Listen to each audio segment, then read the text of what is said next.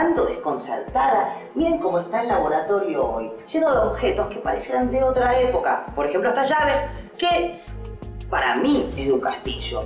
Y eso tiene que ver con el tema de hoy, porque hoy vamos a descubrir la etapa de la historia que todos conocemos como Edad Media. Vamos a saber quiénes eran y cómo vivían los hombres de esa etapa. Descubriremos su manera de pensar el mundo y qué idea de sociedad habían construido, cómo vivían, a qué se dedicaban, en qué actividades pasaban su tiempo. Veremos también castillos, conoceremos caballeros y sabremos también quién era el señor feudal. Para situarnos en el tiempo y empezar como se debe, vamos a conocer qué periodo abarca la Edad Media. La Edad Media comprende el periodo transcurrido entre la Edad Antigua y la Edad Moderna. Algunos historiadores establecen su inicio en el año 476 con la caída del Imperio Romano de Occidente y su final en 1453 con la caída del Imperio Romano de Oriente. 600, 700, 800, 1000 años de historia. Todo eso duró. Y digo yo, ¿fue siempre igual o podemos dividirlo en etapas? Dentro de la Edad Media se pueden distinguir dos etapas conocidas, como la Alta y la Baja Edad Media. En Europa no había tantas ciudades como hoy. Imagínate la Edad Media en un paisaje rural, con algunos centros urbanos dispersos, muchos campos y unas pocas ciudades. Como en los primeros siglos fue el auge del trabajo en el campo, se lo llama Alta Edad Media. Cuando todo comienza a urbanizarse y se establece la gente en la ciudad, da inicio a la Baja Edad Media. Ah, ya sé. En la Alta Edad Media se establecieron los primeros señoríos, ¿no es así? La verdad que sí. Los señoríos eran territorios en manos de la Iglesia que se ocupaban de hacer cumplir el mandato de Dios y donde se vivía bajo ciertas normas. Enseguida vamos a hablar de eso en detalle. Ahora sigamos ubicándonos en el tiempo. Entre los años 1000 y 1500, la sociedad europea se organizó en base a un sistema social, político y económico conocido como sistema feudal o feudalismo. El feudalismo tuvo características diferentes en las distintas regiones de Europa. El feudalismo en Europa, que fue imponiéndose a partir del siglo IX, estaba basado en la propiedad de la tierra como medio principal de producción, administrado por el poder de los nobles, que integraban un grupo social privilegiado, y por la Iglesia. Voy a explicarles el sistema social de la época. Se pensaba la sociedad casi como una pirámide. Arriba de todo, en la punta, Dios. Un poquito más abajo, la Iglesia. Luego unos cuantos nobles. Y acá, bien abajo de todos estos, muchísimos campesinos trabajando de sol a sol. La Iglesia era el mundo intelectual de entonces. Por eso puse los libros. Los campesinos eran el universo de la producción y el trabajo, por eso las herramientas. Los ámbitos de la vida social eran los espacios rurales. La mayoría de la gente vivía en pequeñas comunidades llamadas aldeas. En estos espacios rurales, las actividades eran básicamente las mismas que hoy, aunque con medios y técnicas más primitivas, claro. La gente se dedicaba a la agricultura y a la cría de animales. La población europea era campesina, por lo que la Iglesia debió trasladarse al campo para evangelizarlos. El poder de la Iglesia estaba representado por los eclesiásticos, y así surgieron sus señoríos. Estos señoríos eclesiásticos eran territorios de la Iglesia, donde trabajaban campesinos y siervos. Entonces, los señoríos eclesiásticos eran tierras que pertenecían a la Iglesia y estaban al mando de uno de sus representantes, como el que me acompaña aquí atrás. Pero también había señoríos laicos, es decir, que no eran de la Iglesia. ¿Y quién era la autoridad de estos señoríos? Los señoríos laicos estaban en manos de señores feudales, y allí la vida se organizaba alrededor de estos señores y de los campesinos. Algunos se especializaban en la fabricación de herramientas y útiles para las tareas agrícolas y la vida cotidiana. Y según el orden feudal establecido, los campesinos trabajaban también para asegurar la subsistencia de los señores y de la jerarquía de la Iglesia. En este período, la economía era autosuficiente y se basaba en esta pequeña producción campesina. Los artistas retrataron estos siglos con paisajes bucólicos, de vida campestre. Siempre predomina la figura del campesino o la aldeana llevando a sus animales. ¿Cómo era la vida cotidiana de estas aldeas de la Alta Edad Media? Las aldeas en este periodo eran poblados, extendidos en campos abiertos. En estos campos se entremezclaban las parcelas de subsistencia, en las que cada familia practicaba la agricultura y criaba animales. En estos poblados también vivían artesanos, que fabricaban herramientas y útiles con madera, metales, cuero y barro. Alejado de las tierras de cultivo estaban los bosques y baldíos. A esos lugares la comunidad podía ir libremente y aprovechar algunos recursos. Pero la mayoría de los señores feudales eran laicos, cristianos que no formaban parte de la jerarquía de la iglesia, y se dedicaban a la guerra para conseguir más tierras y así obtener más tributos. Vivían en un castillo, y cuando no estaban luchando, se dedicaban a cazar o a participar en torneos de combates entre caballeros. Además, el señor feudal tenía el poder de la justicia en el señorío.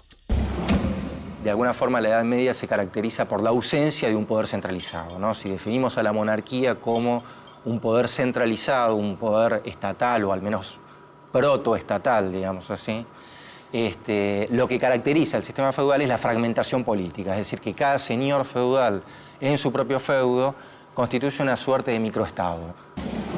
Hasta acá todo muy interesante, pero chicos, les propongo que vayamos al primer Pasando en Limpio de hoy.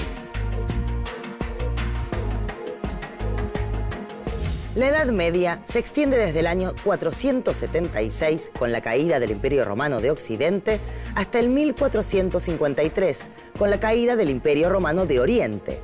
Esos 1000 años se dividen en Alta Edad Media y Baja Edad Media. La primera se caracteriza por la vida rural y la segunda por la vida urbana. En el primer periodo, el orden y el poder lo tenía Dios, que estaba representado por la Iglesia. Los nobles eran los dueños de la tierra y los campesinos se ocupaban de la producción del trabajo agrícola.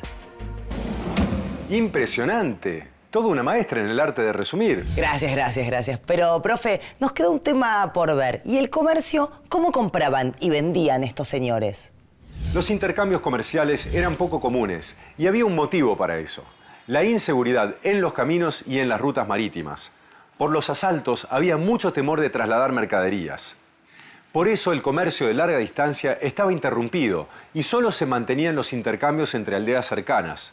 Y la escasez de la moneda por esos tiempos hizo que volviera esa costumbre del trueque. En cada feudo o señorío, los campesinos producían lo necesario para su subsistencia y también para pagar los tributos que les exigían sus señores.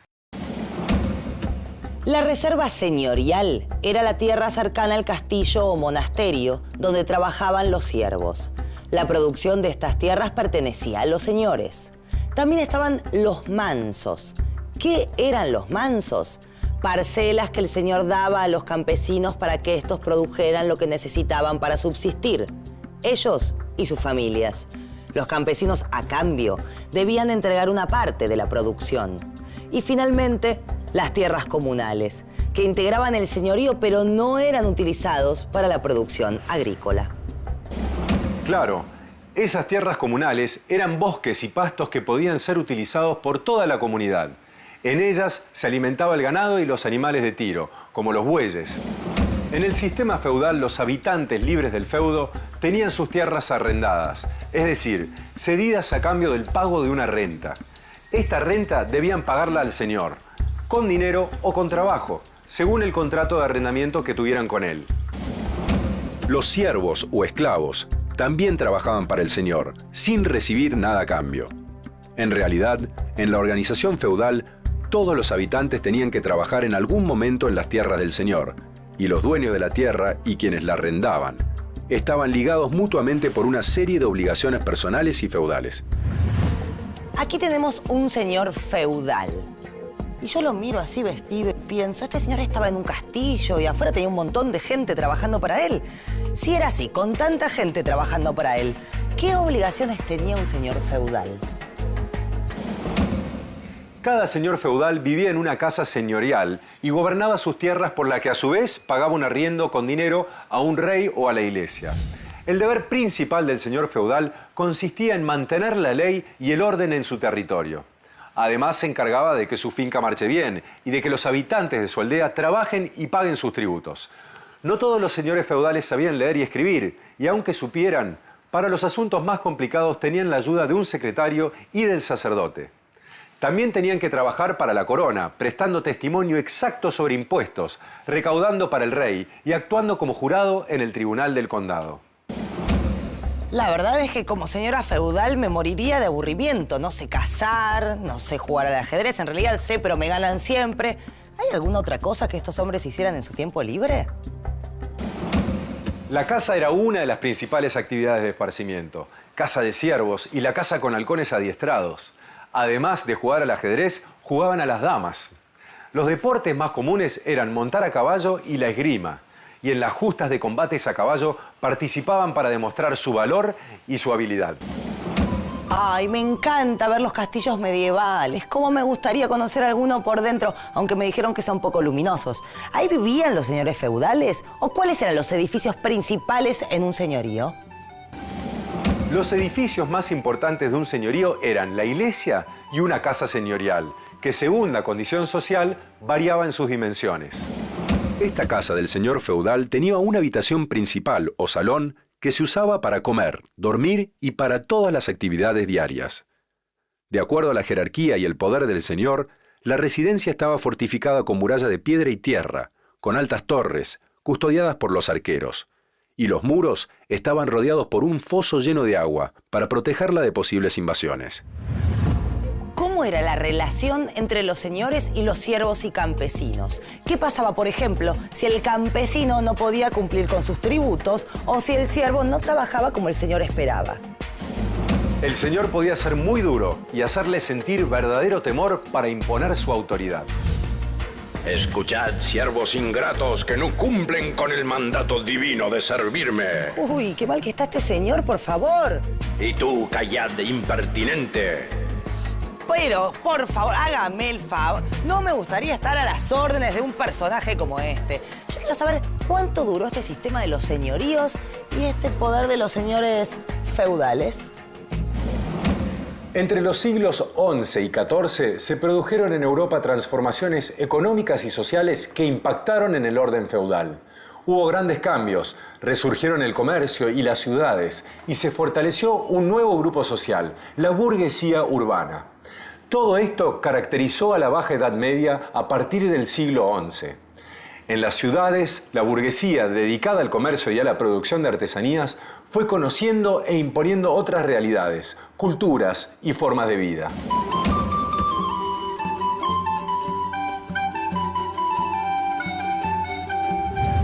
Entonces, en la Alta Edad Media, el ámbito de la vida social fue el rural y en la Baja Edad Media cobran importancia las ciudades, el comercio y la burguesía de esas ciudades, si no entendí mal. Pero me gustaría saber cómo fue cambiando la sociedad feudal a esta nueva sociedad.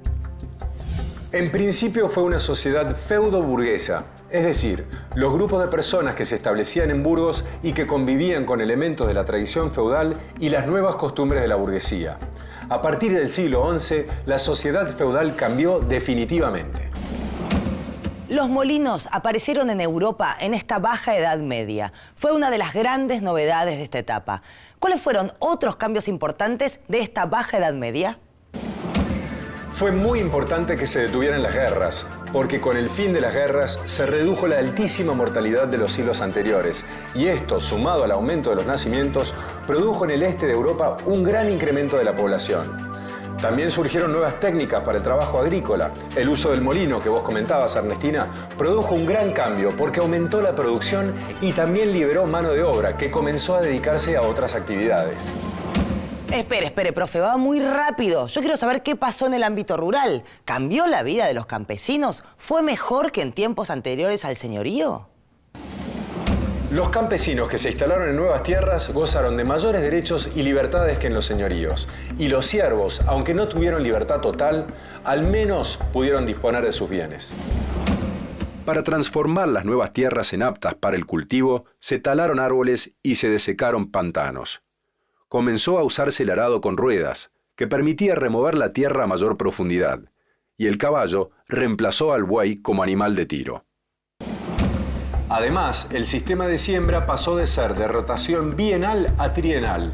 En el primero, mientras se cultivaba una parcela, en otra la tierra descansaba, para que no se agotara el suelo. Así solo se obtenía una cosecha al año. La rotación trienal consistía en dividir las tierras en 3 parcelas. Mientras una descansaba, otra se sembraba en primavera, por ejemplo, con lenteja, repollo, avena y cebada. Y la tercera en otoño, con otros cereales más propicios para el clima frío, como trigo o centeno. Y así obtenían una cosecha en invierno y otra en verano. Las nuevas técnicas agrícolas aumentaron la producción. Esta producción habrá abastecido a las ciudades. Pero ¿cómo empezó a cambiar el comercio que antes casi no se practicaba por la inseguridad en los caminos?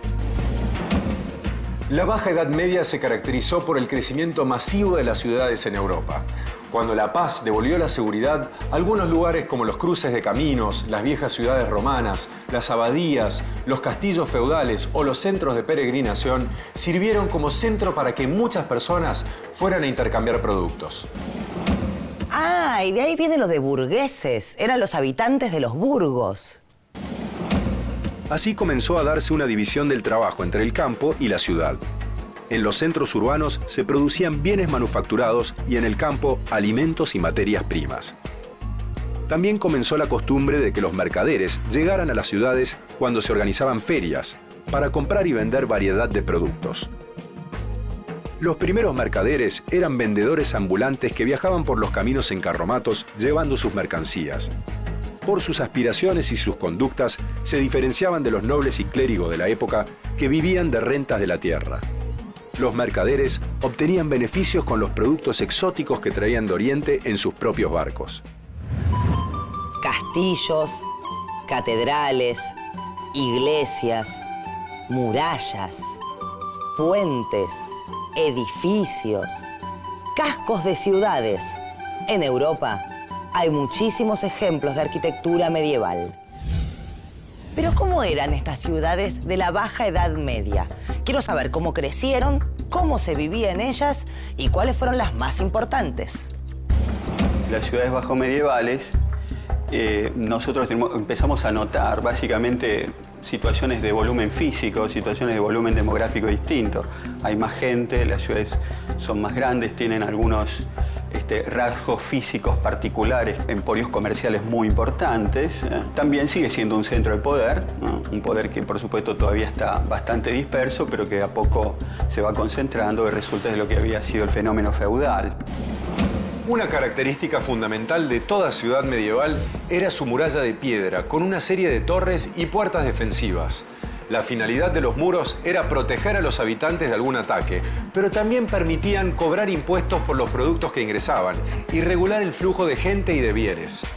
La línea del horizonte de una ciudad medieval estaba dominada por las torres de los castillos, los edificios gubernamentales y sobre todo por las iglesias, que en muchos casos eran numerosísimas.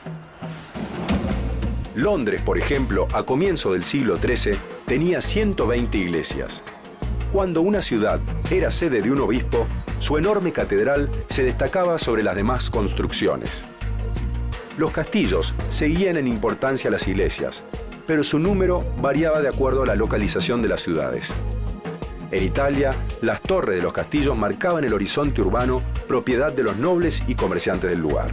París estaba dominada por 2 castillos reales, la Bastilla y el Louvre, luego reformado y convertido en palacio, y hoy uno de los museos más importantes del mundo. Estoy mirando un plano de una ciudad medieval y veo que hay calle de los zapateros, calle de los talabarteros, calle de los herreros. Y no es que las calles tengan esos nombres, sino que parece que en cada una se concentraban las personas que se dedicaban a un mismo trabajo. ¿Y a qué se dedicaba la gente además de estos oficios? Las iglesias y los castillos contaban con una cantidad de personas vinculadas con ellos, pero la mayor parte de los habitantes eran mercaderes y artesanos. El área mercantil incluía bodegas, hospedajes y tabernas. En la ciudad había una región artesanal, la que estabas viendo en el plano, Ernestina, dividida de acuerdo a cada oficio, y cada uno de estos tenía su propia calle en la que se desarrollaba esa actividad. Para los mercaderes y los artesanos, el trabajo y la vida familiar se entremezclaban. Enseñaban sus oficios a sus hijos, esposas y aprendices. Y sus hijos podían ser a su vez aprendices de otros artesanos o mercaderes. Las mujeres administraban el hogar, compraban y preparaban la comida, lavaban la ropa y ayudaban a sus maridos en sus oficios. Se preguntarán qué hace este carbón aquí al lado mío. Bueno, tenía muchos usos en la Edad Media, pero también era uno de los factores de la contaminación en las ciudades. Qué raro, ¿no? Hablar de contaminación en la Edad Media. Sí, pero la contaminación atmosférica era parte de la vida en la ciudad. Se producía por las fogatas y el uso de carbón en calderas, destilerías y tintorerías. Las aguas también estaban contaminadas por el tinte y la curtiembre.